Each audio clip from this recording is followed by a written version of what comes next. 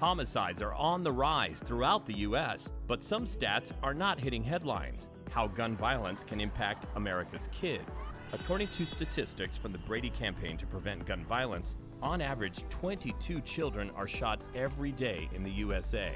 That's kids between the ages of 1 to 17. According to Gun Violence Archive data, almost 300 children were shot and killed in 2020. That's up 50% on previous years. Those streets aren't just filled with blood, they're filled with lost potential. And those are real lives and real humans and mothers and fathers and students and daughters and brothers who passed away from this crisis.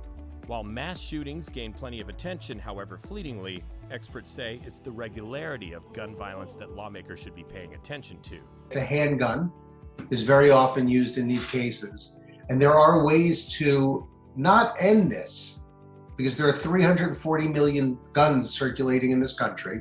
We have a Second Amendment in the United States, but we could be smarter about not letting people who are a danger to themselves or others, not letting them have guns. Children are often the tragic victims of circumstance, frequently killed at the hands of a family member, an accidental casualty in the crossfire of a drive-by shooting, or in an entirely preventable accident. Gun rights advocates have a suggestion. Children in the United States are very likely in their lifetime to come in contact with firearms. Even if they have very, very liberal families, they're going to come in contact with firearms at some point in time. And so we might as well train them how to use firearms safely. The pandemic also has a role to play in rising gun deaths among children. The disruption of school, community outreach, and intervention programs has put kids at risk.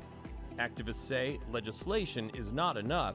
Funding is needed for programs to break the cycle of violence, especially in inner cities. And just because there aren't any school shootings doesn't mean that they're safe at home. And we have to be invested in protecting our youth, not just in the schools, but also in their neighborhoods and in their homes. A child or teen is injured by a gun on average every 24 minutes in the United States. In many ways, another pandemic, but one that isn't attracting lawmakers' full attention on either side of the aisle.